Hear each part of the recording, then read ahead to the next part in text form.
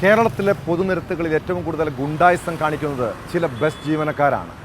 സ്വകാര്യ ബസ്സുകൾ തമ്മിലുള്ള മത്സരയോട്ടവും അതേ തുടർന്നുള്ള അപകടങ്ങളും പതിവായി സംഭവിക്കുന്നുണ്ട്. സ്വകാര്യ ബസ്സുകൾ ചീറിപ്പാഞ്ഞു വരുന്നത് കാണുമ്പോൾ കാൽനട യാത്രക്കാരും ഇരുചക്ര വാഹനങ്ങളിൽ യാത്ര ചെയ്യുന്നവരും സൈഡിലേക്ക് ഒതുങ്ങി നിന്നാൽ നല്ലത്. ഇല്ലെങ്കിൽ വലിയ അപകടങ്ങൾ പോലും സംഭവിക്കാം.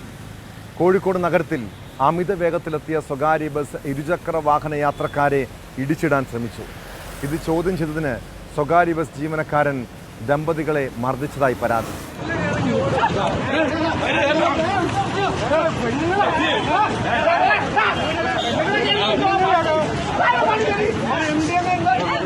കോഴിക്കോട് നരിക്കുനി റൂട്ടിലോടുന്ന ബിൽസാജ് ബസ്സിലെ ജീവനക്കാർക്കെതിരെയാണ് ദമ്പതികൾ പരാതി നൽകിയിരിക്കുന്നത്.